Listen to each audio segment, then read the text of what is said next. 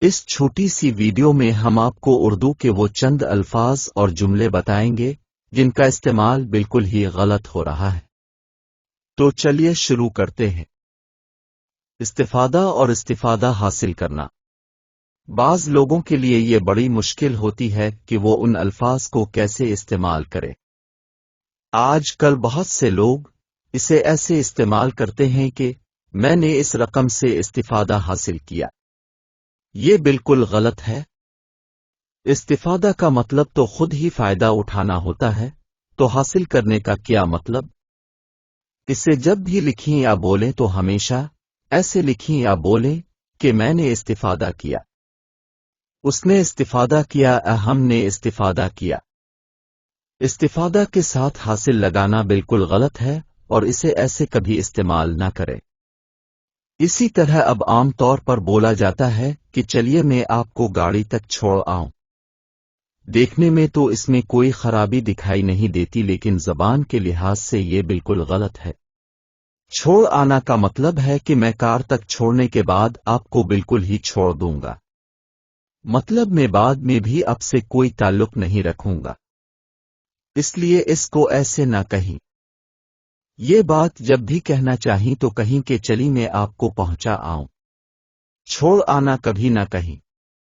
چھوڑنے کا مطلب تو ہوا کہ اب جن سے یہ بات کہہ رہے ہیں انہیں ہمیشہ کے لیے خدا حافظ کہہ رہے ہیں، اس لیے درست طریقہ یہ ہوگا کہ چلی میں آپ کو پہنچا آؤں۔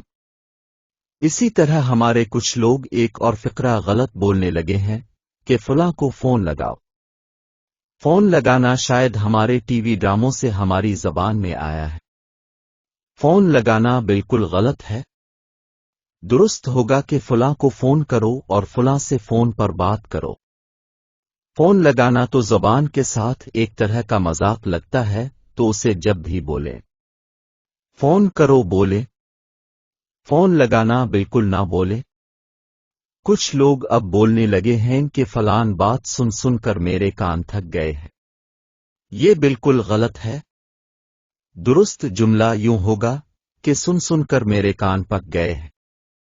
کان تھکنا کوئی زبان نہیں ہے، دراصل یہ کان پکنا ہے جسے غلط بولا جانے لگا ہے۔